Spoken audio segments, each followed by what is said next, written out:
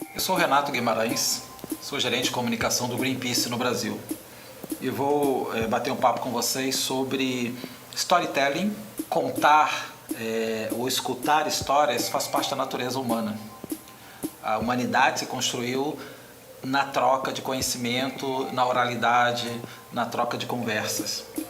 Se você pensar bem, antes da escrita ter sido criada, não havia outra maneira de as pessoas passarem informação, passarem lições, passarem ensinamentos que não fossem contando, pela oralidade, como se diz. Quando um líder tribal tinha que ensinar para os jovens como produzir fogo, ele provavelmente, ao reunir os jovens, ele dificilmente faria uma abordagem do tipo: pega a pedra X com a pedra Y, que tem essas características, choca ou bate uma pedra na outra, isso vai produzir uma faísca, que vai cair na palha seca, isso vai produzir fogo.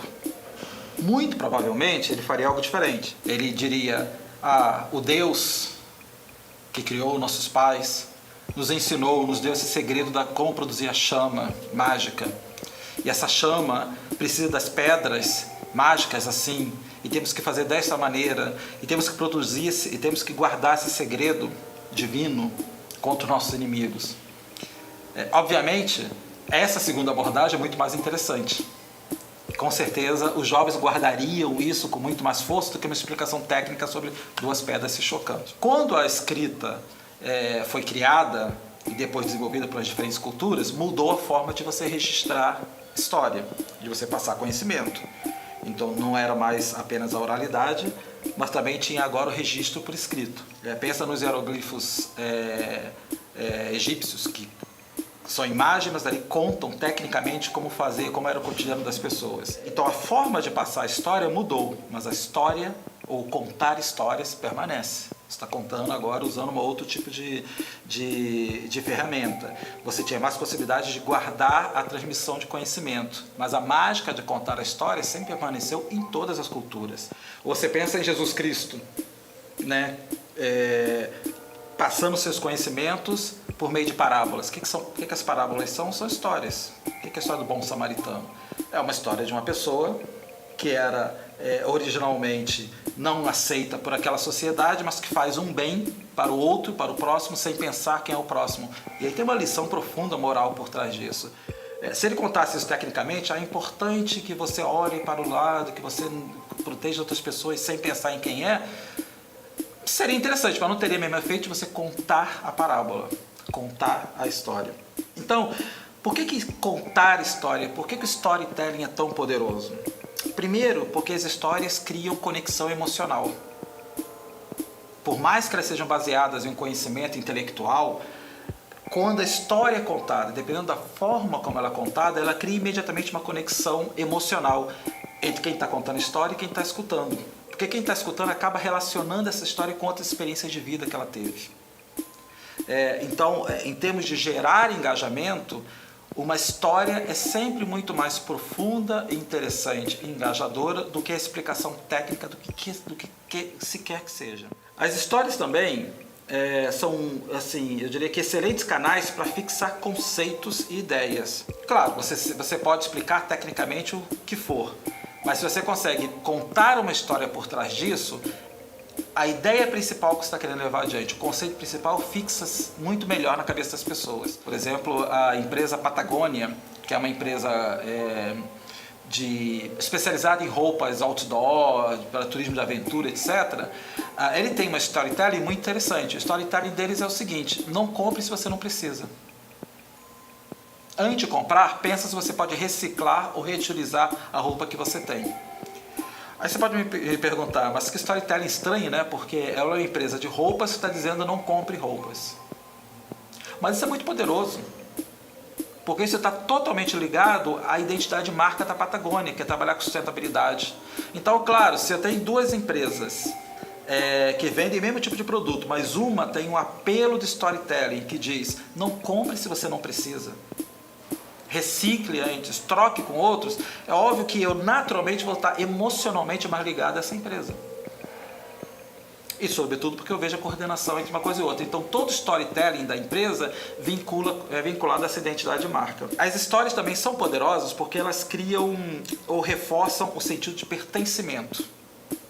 Quando você cria esse vínculo emocional com a história que está sendo contada para você, mesmo que essa história pertença a outro, mas se ela te diz alguma coisa, você automaticamente criou uma ligação e ela passa a te pertencer também.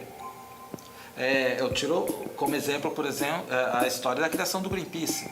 O Greenpeace foi criado por um grupo de pessoas, algumas se conheciam, outras não, que resolveram se juntar para protestar contra um teste nuclear que será feito pelo governo americano no mar próximo ao Canadá. E aí foi criado qual é a história por trás disso que levou tantas pessoas a se identificarem com aquele grupo de pessoas.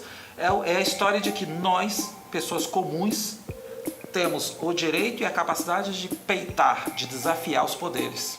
E como é que a gente faz isso? A gente aluga um barco, na casa nem aluga, a gente conseguiu um barco de forma voluntária e vamos navegar até o lugar exato onde a bomba vai ser solta. E vamos usar com nossos próprios corpos um testemunho do erro que existe aí. A história por trás disso é poderosíssima, porque capturou o momento da história da humanidade que as pessoas estavam fartas de governos e empresas tomando decisões de guerra e de destruição sem ouvir as pessoas. Então, quando aquele grupo de pessoas foi até lá, ele criou automaticamente uma conexão mental. Então, quando o barco saiu, existe um documentário que mostra isso claramente, saiu para ir até a região onde seria feito o teste nuclear, havia centenas de pessoas no porto dando tchau, ajudando, colaborando de alguma forma, pessoas que se identificaram com aquilo. Então, histórias criam essa conexão, que tem a capacidade de criar essa conexão. No caso, o Greenpeace ajudou a criar uma das instituições de proteção ao meio ambiente mais conhecidas do mundo. Mas isso pode servir tanto para uma organização como o Greenpeace, como as pessoas se juntarem para revigorar a praça da vizinhança que está abandonada. Com a storytelling por trás disso, essa praça é nossa.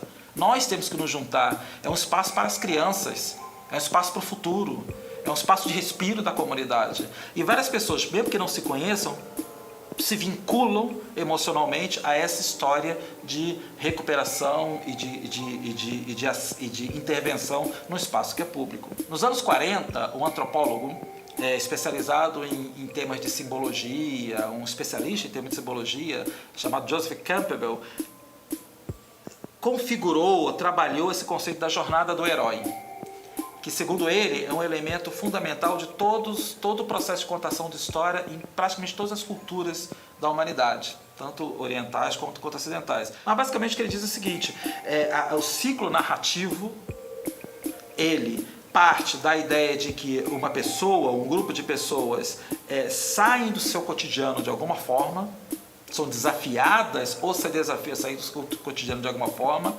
Nesse processo de sair do seu cotidiano, vão ser orientadas, ajudadas por algumas pessoas e atrapalhadas por outras. Vão encontrar vários problemas no seu percalço, no seu caminho, provavelmente vão cair em algum momento, vão se levantar novamente e vão finalmente conseguir alcançar, seja lá o que for que elas estavam, que as levou a sair do seu lugar.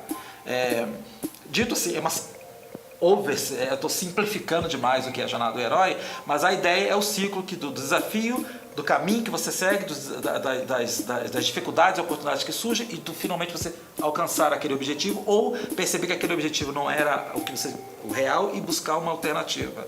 E aí você encontra isso. Onde é que você encontra a jornada de herói? A história de Jesus Cristo é essa. A história dos grandes líderes é essa. A história de Mahatma Gandhi é essa.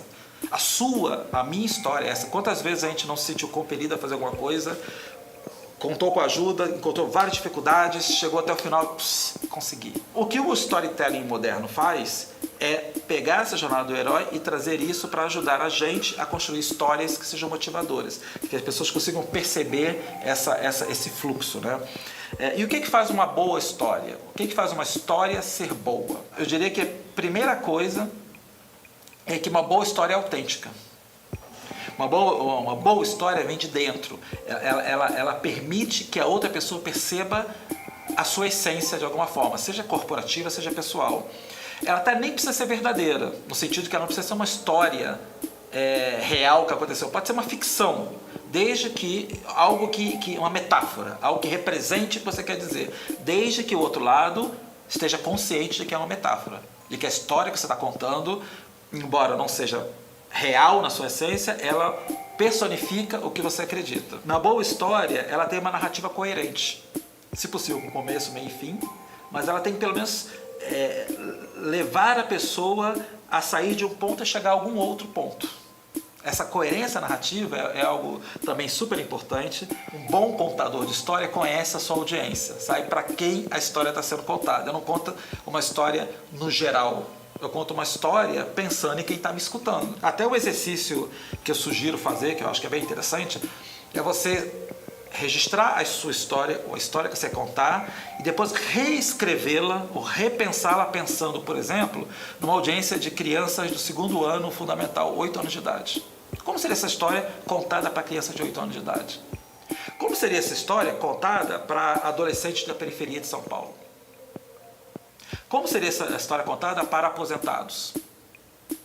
Como seria essa história contada, sei lá, para jovens de 18 a 25 anos universitários? Sei lá. Para te obrigar a pensar que a história é sua, porque ela reflete algo que você quer transmitir, mas ela fundamentalmente ganha significado quando chega ao outro lado. Quando a pessoa do outro lado consegue decodificar, entender, criar vinculação. Então te obriga a se colocar no lugar da pessoa que está ouvindo a história. Te obriga a sair da sua zona de conforto. E o que tem a ver contar história com liderança e inovação, eu diria que tudo a ver.